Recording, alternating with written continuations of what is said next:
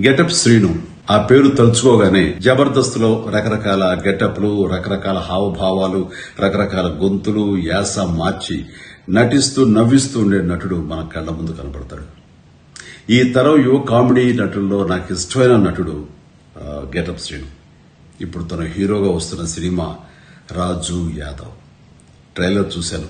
ఏదో కొత్తదనం తప్పకుండా ఉంటుంది అనే చూసిన నాకు బాగుందనిపించింది. శ్రీను చూపించిన అభినయం మనల్ని నవ్విస్తుంది, కవ్విస్తుంది, వినోదపరుస్తుంది. శ్రీను చూస్తుంటే నాకు ఆ గతంలో ఒక కామెడీ హీరో ఉండేవారు.